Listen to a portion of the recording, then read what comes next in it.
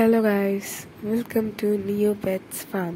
இன்னைக்கு நம்ம பார்க்க போகிறது தந்தூரி எப்படி செய்வதுன்னு வாங்க பார்க்கலாம். ஆல்ரெடி அதில் இஞ்சி பூண்டு பேஸ்ட்டு மசாலா எல்லாம் ஆல்ரெடி போட்டு வச்சாச்சு.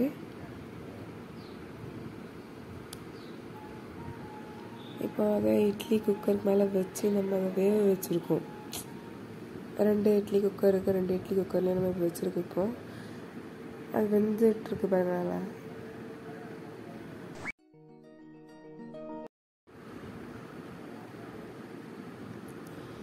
பாருங்கள், இட்லி நல்லா வெந்து அழகாக இருக்குது பாருங்கள். பார்க்கவே இவ்வளோ அழகாக இருக்குது. இனி நல்லா இது வெந்துடுச்சு. இனி நம்ம வெளியே போய் கிரில் வைக்கிறதுக்காக அந்த தணல் சொல்லுவாங்க, அதெல்லாம் ரெடி பண்ண போகிறோம். இப்போ அதுக்கு தான் இப்போ அந்த கட்டையெல்லாம் இறுக்கி வச்சிட்ருக்கோம். அண்ட் ஃபைனலி நம்ம கிரில்ல வச்சுட்டோம். நல்லா அழகா எல்லாம் ரெடி ஆகி பக்காவாக இருக்கு. இப்போ நம்ம இட்லி குக்கரில் அவிச்சு வச்ச இந்த தந்தூரி அந்த பீசஸ்லாம் எடுத்து இப்போ நம்ம அது கிரில் மேலே வைக்க போகிறோம். பாருங்கள், வச்சாச்சு. பார்க்கவே ஒரு அழகாக இருக்குது பாருங்கள்.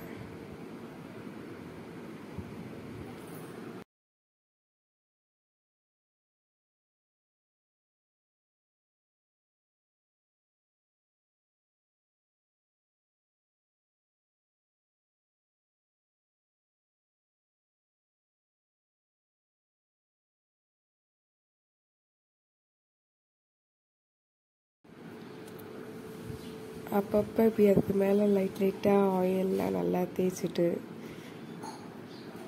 அங்கே இங்கே அப்படி திருப்பி போட்டு அது ஆயில் போட்டுகிட்டே இருந்தால் இன்னும் கொஞ்சம் நல்லா டேஸ்ட்டாக கிறிஸ்பியாக வரும். அதனால இப்படி பண்ணிட்டுருக்கோம்.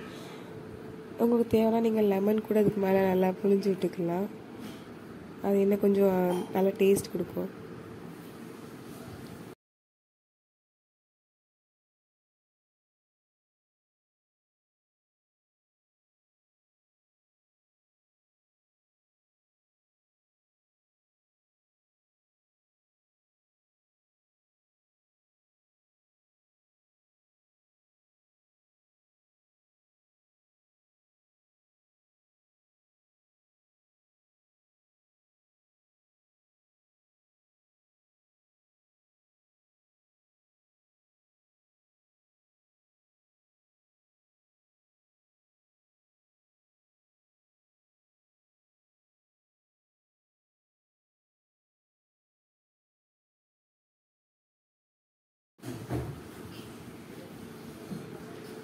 அண்ட் அட் லாஸ்ட் நம்ம செஞ்சு வச்ச தந்தூரி எல்லோரும் பக்காவாக ரெடி ஆகிட்டு பாருங்கள். பார்க்கவே இவ்வளோ அழகாக இருக்குதுன்னு பாருங்களேன். இதுக்கு மேலே நான் ஃபஸ்ட்டே சொன்ன மாதிரி தான் லெமன் இப்போ கூட புழிஞ்சு விட்டாலும் நல்லா டேஸ்ட்டாக தான் இருக்கும். பாருங்கள், இவ்வளோ அழகாக வெந்திருக்கு பாருங்களேன். ஏன்னா நம்ம ஆல்ரெடி குக்கரில் வச்சனால அதனால இன்னும் கொஞ்சம் நல்லா உள்ளெல்லாம் சாஃப்டாக வெந்திருக்கும். இது மேலே ஆனியன் பீசஸ்லாம் போட்டுக்கோங்க.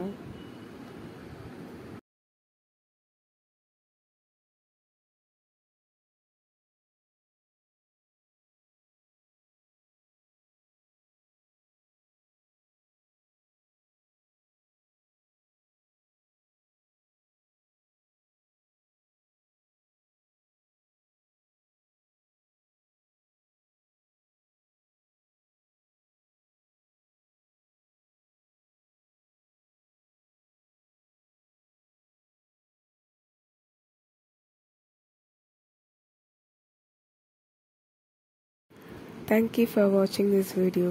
Please subscribe and like it.